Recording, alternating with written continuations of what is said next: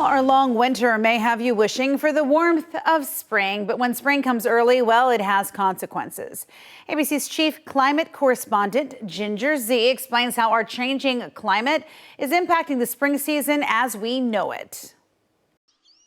The flowers start blooming, the birds are singing, and you can finally ditch that heavy winter coat. After a long winter, an early spring might sound like a treat, but it's also a signal that human-amplified climate change is affecting the season of new beginnings. As our changing climate triggers seasonal shifts, spring warmth is now emerging earlier than in decades past, according to the 5th National Climate Assessment. While that might sound ideal, these shifts can create a ripple effect across entire ecosystems, influencing plants and wildlife in all the delicate ways that they interact with one another. We're seeing early blooms, but our insects aren't quite out there yet, or pollinators, for instance. Or we could have the opposite instance where our flowers aren't blooming quite yet, but we have pollinators out and about, and they're looking for nectar, they're looking for food sources that aren't there yet. This mismatch can be bad news. More than 80% of the world's flowering plants rely on pollinators to reproduce, according to the USDA. And since most of our food comes from these pollinating plants, humans are dependent on pollinators and plants aligning. Warming temperatures also give plant pests a boost. More warmth means that we could have quicker development time with a lot of our insects. The EPA says that the average length of the growing season in the lower 48 has increased by more than 2 weeks since the start of the 20th century. A longer growing season means many insects can now produce multiple generations in a single season. That can mean more pests bothering both us and our plants. If you're like me and you love to garden, these changes mean we'll likely need to adjust our gardening habits and adapt to our new climate reality.